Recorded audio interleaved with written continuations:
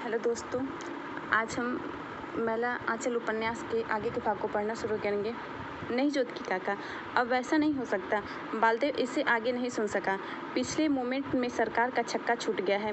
मिसिर बनी के बारे में आप जो कह रहे हैं सो आप इधर मिसिर बनी गए हैं? नहीं, तब क्या देखिएगा। एक बार वहाँ जाकर देखिए। अस्पताल, स्कूल, लड़की स्कूल, चरखा सेंटर, रायबरेली, क्या नहीं है वहाँ। घर घर में ABCD पास। शिवानंद बाबू को जानते हैं? उनका बेटा रामानंद हम लोगों के साथ जेल में था, अब हाकिम हो गया है, पक्की बात। खिलावन भी कुछ कहना चाहता था कि चरवाहे ने पुकारा, पाड़ा भैंस पी रहा है। खिलावन भैंस दूहने चल गया। बालदेव के पास बेकार बहस करने के लिए समय नहीं था। गांव में जय जयकार हो रहा है, गाने महात्मा की जय।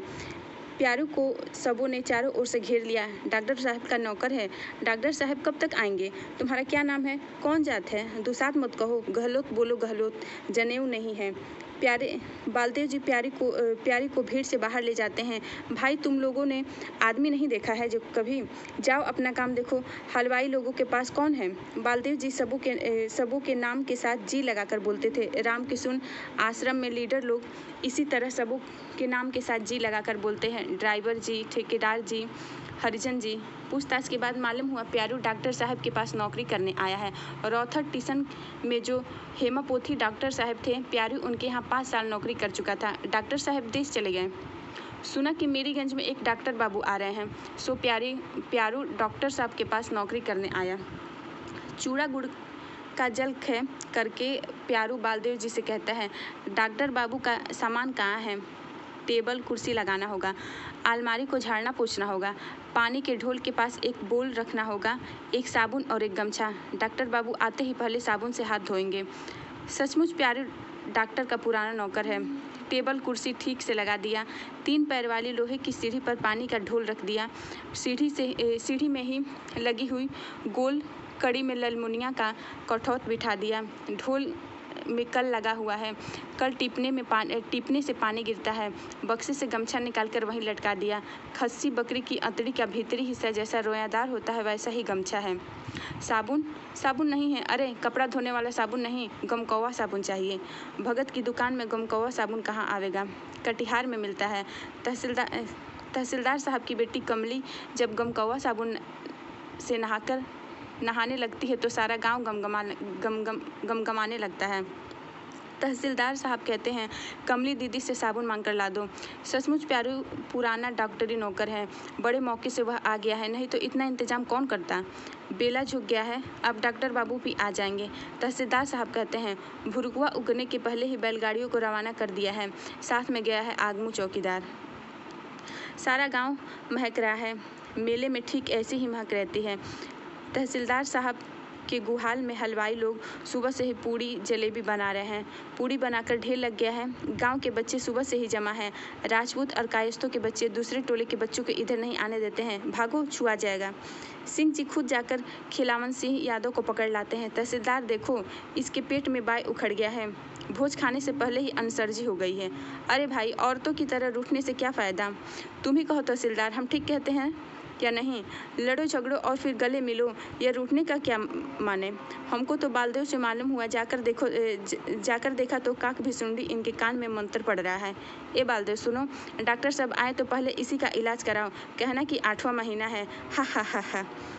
राम कृपाल भाई, लड़कों के सामने भी आप दिल्लगी करते हैं। अच्छा, हाथ छोड़िए। सब कोई तो है ही, सिर्फ हमारे ही नहीं रहने से कौन सा काम हरज हो रहा था। सिंह जी मज़ेदार आदमी हैं। सुबह से ही सबों को हंसा रहे हैं। खिलावन यादव रूठे थे, उनको भी पकड़ लाएं। ज्योतिकी जी नहीं आए? बोले दांत में दर्द है। सिंह जी कहते, पता नहीं, उनके पेट के दांत में दर्द है शायद। सुनते हैं आजकल डॉक्टर लोग पत्थर का नकली दांत लगा देते हैं। डॉक्टर साहब से कहकर ज्योतिकी जी का दांत बनवा दो भाई। अजी, सभा गाछी में लड़की वाले दांत को हिला डुलाकर देखते थोड़ो हैं। डॉक्टर साहब आ रहे हैं कहाँ? पछियारी टोले के पास 5 बैलगाड़ियाँ आ रही हैं। आगमू चौकीदार आगे आगे दौड़ता हुआ आ रहा है। डॉक्टर साहब टोपा पहने हुए हैं। आगमू आ गया। कंधे पर क्या है? बक्सा। काम काज छोड़कर सभी जमा हो गए। डॉक्टर साहब आ रहे हैं। हट जाइए, आगमू चौकीदार है। आगमू कहता है, डॉक्टर साहब बोले हैं इंतजाम से रखना ठेस नहीं लगे बेतार का खबर है। बालदेव जी कहते हैं, रेडी है या रेडा, यह सुनिएगा रोज बम्बे कलकत्ता का गाना, महात्मा जी का खबर, पटुआ का भाव सब आएगा इसमें। तार में ठेस लगते ही गुस्साकर बोला, बेवकूफ़। बिना मुंह धोए पास में बैठते ही तुरंत कहेगा, क्या आपने आज मुंह नहीं धोया? जुल्म बात है डॉक्टर साहब। सभी हाथ जोड़कर खड़े हैं। डॉक्टर साहब भी हंसते हुए हाथ जोड़ते हैं। बालदेव जी जय हिंद कहते हैं। देखा देखी कलिया भी आजकल जय हिंद कहता है। प्यारू सामियाने में कुर्सी लाकर रखता है। डॉक्टर साहब के हाथ से टोप ले लेता है। डॉक्टर साहब के चेहरे का रंग एकदम लाल है। लाल टेस। मूछ नहीं है क्या? नहीं, मूछ सफाचट कटाए हैं। बालदेव जी हाथ जोड़कर पूछते हैं, रास्ते में कहीं कोई तकलीफ तो नहीं हुई? सब तैयार है, भोजन कर लिया जाए। इनका नाम शिव प्रसाद है, राजपरबंगा के तहसीलदार हैं। इनका नाम राम कृपाल सिंह है, सिपह राजपूत टोली के मालिक हैं। इनका नाम खिलावन यादव है, यादव छत्री टोली के मर्डर हैं। इनका नाम कालीचरण है, बड़ा बहादुर नौजवान है। ये लोग स्कूलिया हैं। आइए बाबू साहब, आप लोग डॉक्टर साहब से बतियाइए। इस गांव के महंत साहब ने अस्पताल होने की खुशी में गांव वालों को आज भंडारा दिया है। डॉक्टर साहब हाथ जोड़कर सबों को फिर नमस्कार करते हैं। कहते हैं, हम नहीं खाएंगे, सबको खिलाइए। सचमुच प्यारू पुराना नौकर है। देखो, डॉक्टर बाबू ने सबसे पहले साबुन से हाथ धोया। मठ से महंत साहब कोठारिन लक्ष्मीदासिन, रामदास और 2 मूर्ति आए। महंत साहब की बैलगाड़ी के आगे एक साधु तुरही फूकता हुआ आ रहा है। धुत धुत, और तुरही की आवाज़ सुनते ही गांव के कुत्ते दल बदल कर भौंकना शुरू कर देते हैं। छोटे छोटे नवजात पिल्लों को भोंकते परेशान हैं। नया भौंकना सीखे हैं ना। सबसे पहले काली थान में पूड़ी चढ़ाई जाती है। इसके बाद कोठी के जंगल की ओर 2 पूड़ियाँ फेंक दी जाती हैं, जंगल के देव और भूत पिशाच के लिए। इसके बाद साधु और बाभन भोज। बालदेव जी ने बहुत कहा, लेकिन डॉक्टर साहब नहीं माने। प्यारू ठीक कहता है, डॉक्टर लोग हलवाई की बनाई हुई पूड़ी जलेबी नहीं खाते। कल के चूल्हे पर प्यारू डॉक्टर के लिए भात बना रहा है। जल्दी से बीजे खत्म हो तो बेतार की खबर पर गाना सुने। क्या आज गाना नहीं आएगा? हाँ भाई, कल कब्जा की बात है, इतना जल्दी कैसे होगा?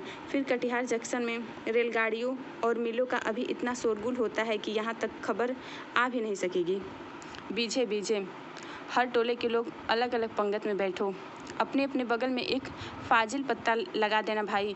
अपने अपने घर की जनाना लोगों के लिए कम बेस नहीं। गोवर टोली के रौंदी बूढ़ा को भी सभी मिलकर चिढ़ा रहे हैं। रौंदी गांव में घूमकर दही बेचता है। उसकी चाल चलन, उसकी बोल बानी सब कुछ औरतों जैसी है। सिर और छाती से कपड़ा जरा सा भी सरक जाने पर औरतों की तरह लजाकर ठीक कर लेता है। मर्दों से बातें करते समय लजाता है और औरतें उसके सामने किसी भी किस्म का पर्दा नहीं करती।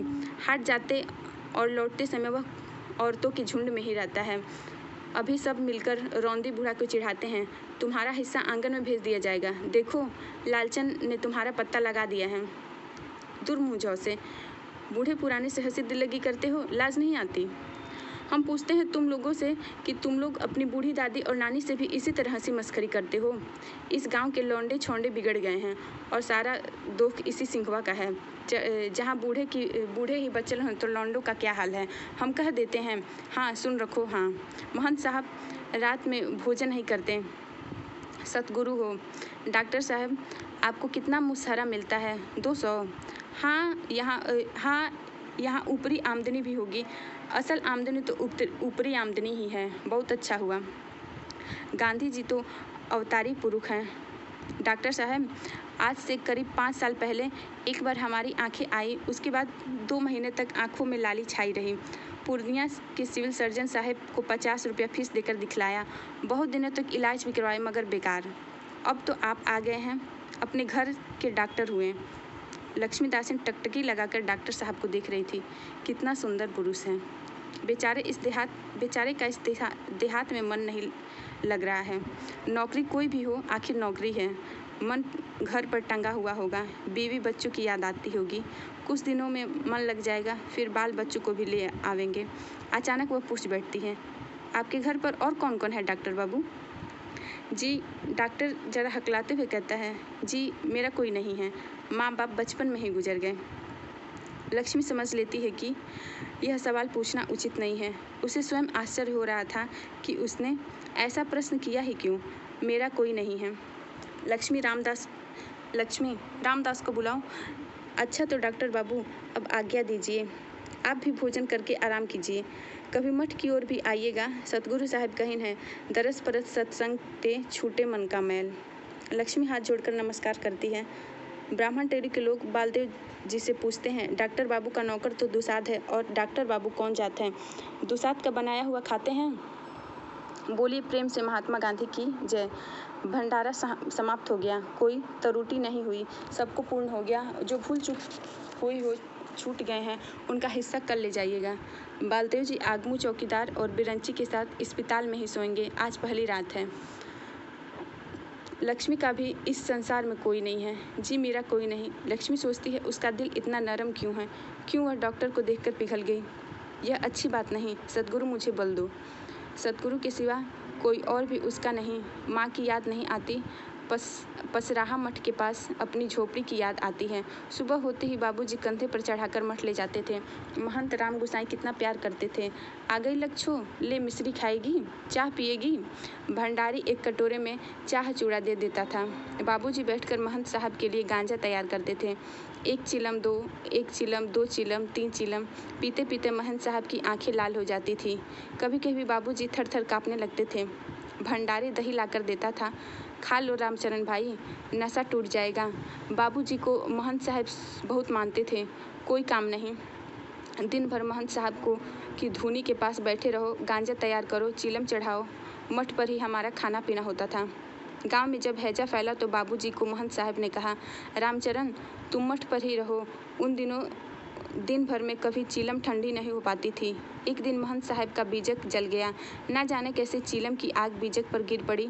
महंत साहब ने रोते हुए कहा, रामचरण साहब कारोत कहीं है, दंड भोगना पड़ेगा, अमंगल होगा। दूसरे ही दिन मठ के एक साधु का पेट मुंह चलने लगा। तीसरे दिन सब साधु देह त्याग दिया और महंत साहब बीमार पड़े। बाबूजी ने महंत साहब की बड़ी सेवा की। शरीर त्यागने के पहले महंत साहब ने कहा, रामचरण एक बार आखिरी चिलम पिलाओ बेटा।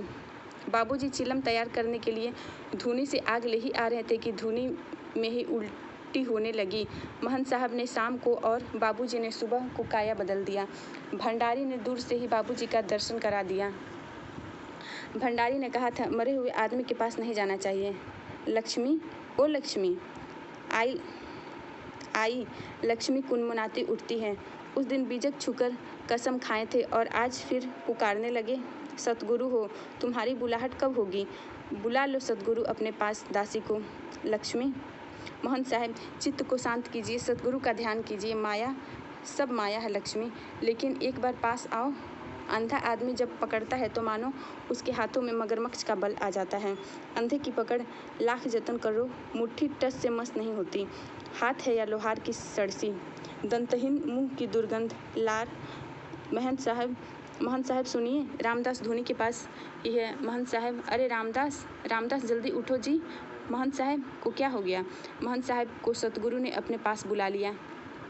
सुबह को सारे गांव में लोग जमा हो गए। महंत साहब सिद्ध पुरुष थे, इच्छा मृत्यु हुई है। रात को बैठकर गांव के बूढ़े बच्चों को खिलाए और रात में ही चोला बदल लिया। दुनिया में ऐसी मरनी सबों को नसीब नहीं होती। ज्ञानी महात्मा थे। रामदास कहता है, भंडारा से लौटकर जब सरकार आए तो आसमान पर ध्यान लगाकर बैठे तो देह से जोत निकलने लगा। हम मसहरी लगाने गए तो इशारे से मना कर दिया। हम धूनी के पास बैठकर देखते रहे। सरकार के देह का जोत और तेज हो गया और सरकार एकदम बच्चा हो गए। जोत की चमक से हमारी आंखें बंद हो गई। हम वही धूनी के पास लेट गए। कुठारी जी जब हल्ला करने लगी तो आंखें खुली। लक्ष्मी सुबह कुछ नहीं बोलती। साधुओं की माटी देने की रीत भी नहीं मालूम। जटा बढ़ा लिया और हाथ में कमंडल ले लिया। हो गए साधु। चरणदास, पहले बीजक पाठ होगा तब माटी, इसके बाद सभी संतन के गोर पर माटी दी जाएगी।